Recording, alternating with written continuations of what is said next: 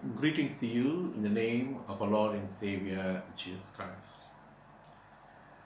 We've been looking at the life of Gideon.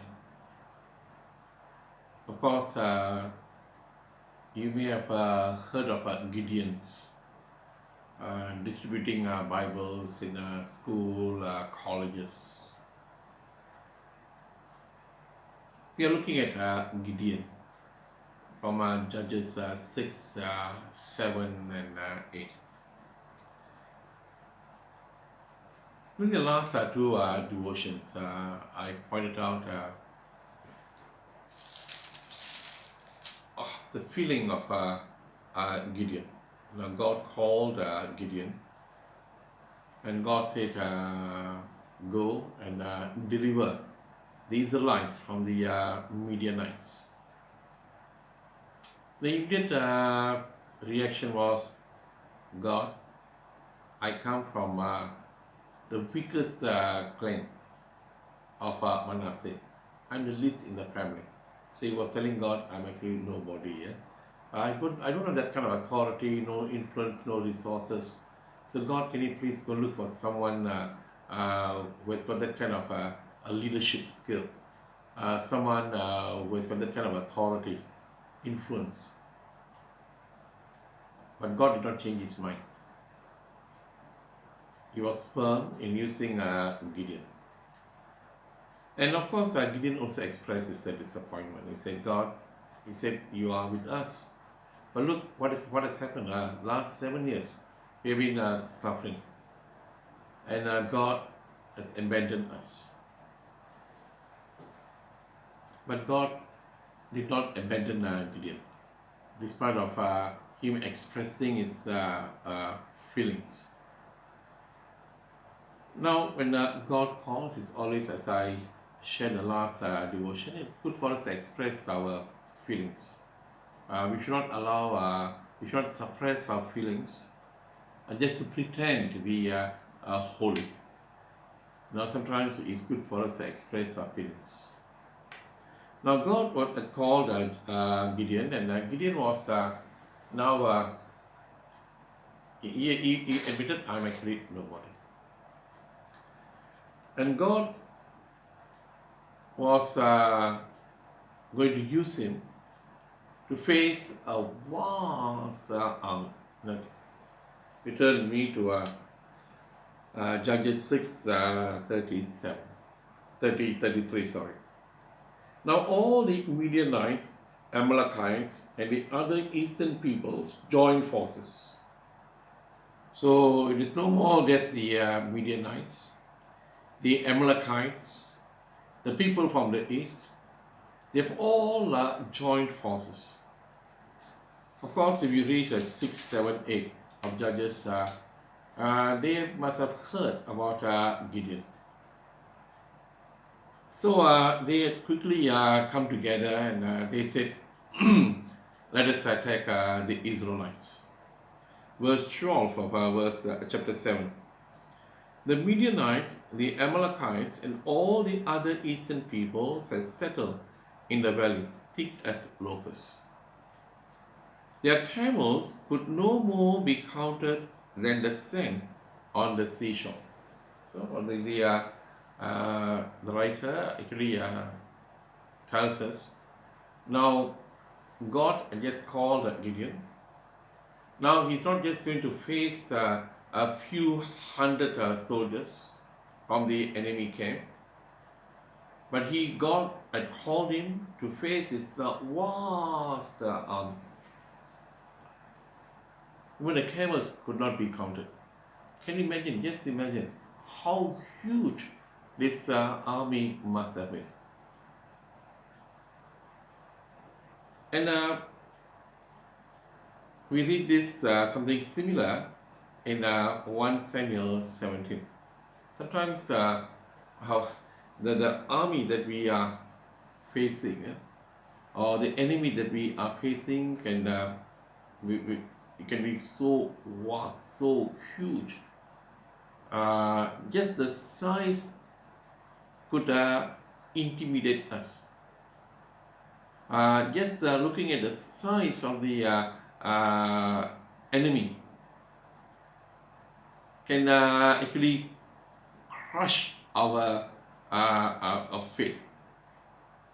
Now we read in 1 Samuel 17 the story of David and Goliath. We all know the story. So the Philistines and the Israelites were facing each other. So they said, why kill? So Goliath offered himself. He said, you send a soldier. If your soldier defeats, kills me, then we will become your slaves. If I defeat or kill your soldier, then the Israelites will become our slave. So for 40 days, not one day, for 40 days, Goliath was literally challenging the Israelite army. He said, just send one. Just send a man. And the kind of things that he was saying about the Israelite army, the God of Israel. Not a single man offered to face Goliath, because they saw this huge warrior, well armed. They only saw this enemy, a huge enemy. And then we also read of in 2 Chronicles, chapter 4, verse 2. I read for you. Someone came and told Jehoshaphat, a vast army is coming against you, a vast army. And here again, these Moabites, the Ammonites, they joined forces. So they were facing this vast, Gideon was facing this vast army. The Israelites were facing this huge warrior, Goliath. And Jehoshaphat was about to be attacked by this vast army. Now in life, sometimes we find ourselves in those kind of situations. Sometimes we don't know what to do. Actually, we don't know what to do, because we just feel so weak, vulnerable. We feel that there's no way I can overcome this problem. It could be sometimes a marital problem. Today, a lot of people are filing in for divorce. And if you ask them, they'll tell you, no, our marriage has hit the rock bottom, and there's no way we can be reconciled. They will tell you there's no way we can be reconciled. So the term they use is irreconcilable. So when they are irreconcilable, then they file for divorce and they get a divorce, because they feel there's no way I can do anything about the problem that we are facing. So let's just go our separate ways. Suddenly God becomes so small that he cannot solve the problem that they are facing. Suddenly the problem becomes so huge.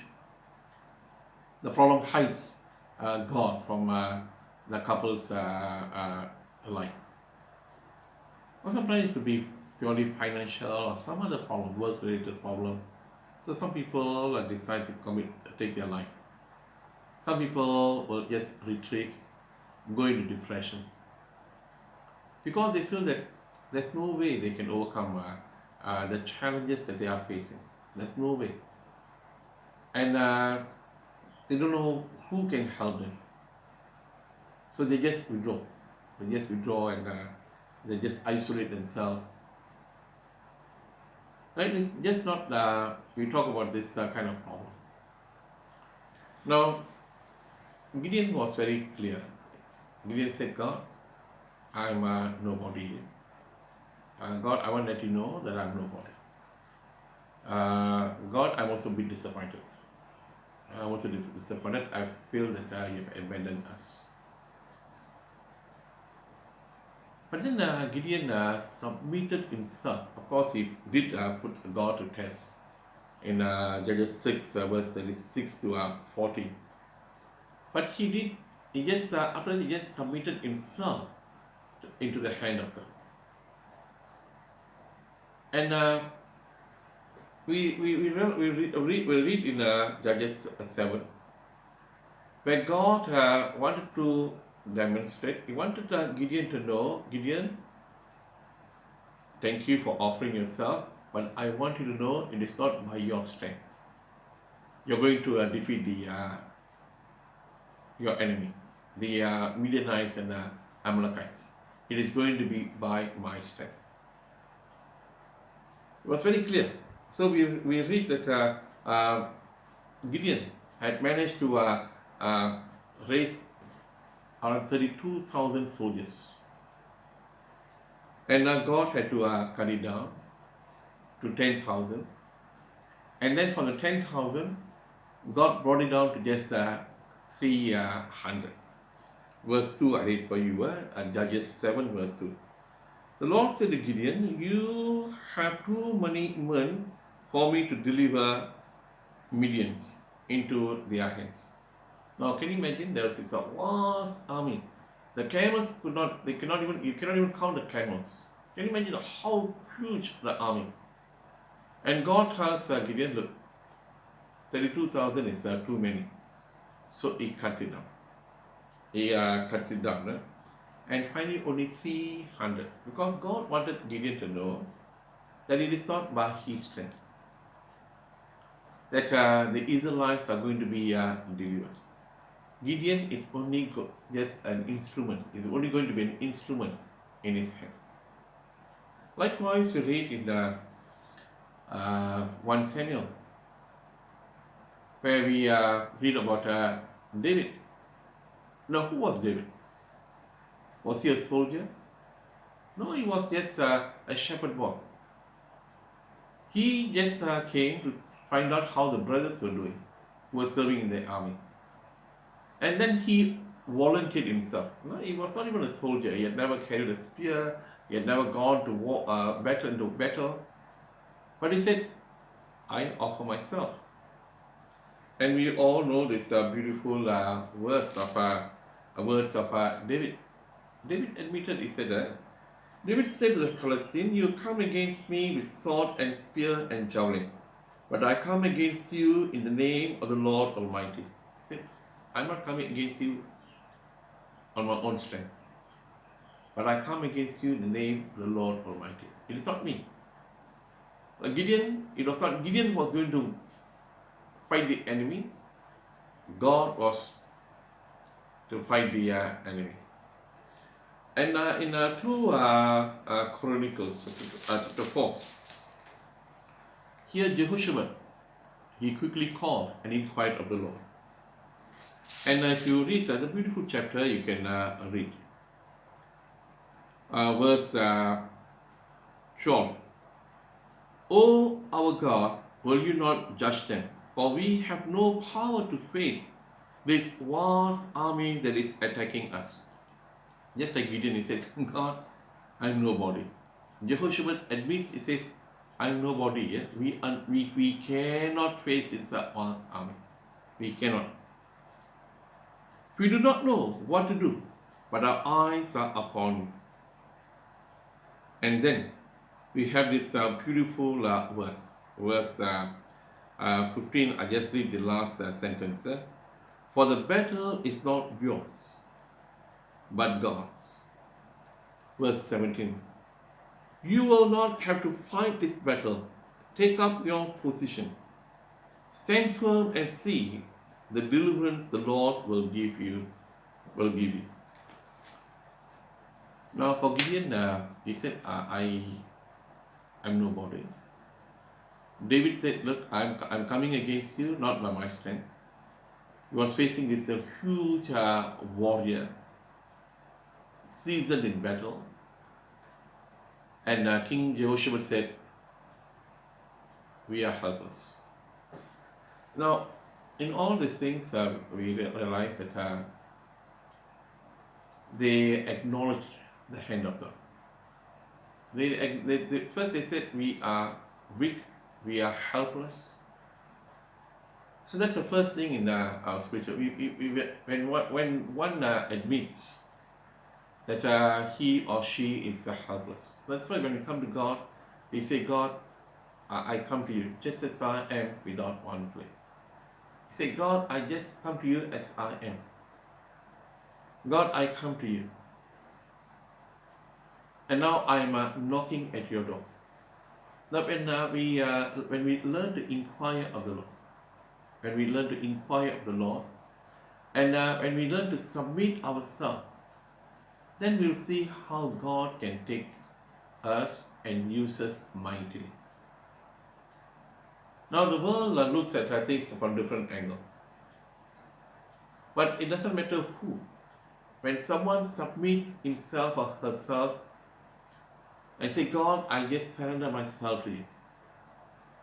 I don't have that kind of qualification.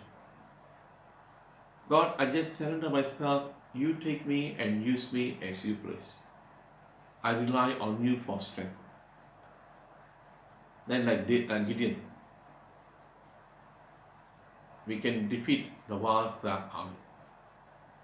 Like Joshua, we can see God acting on our behalf.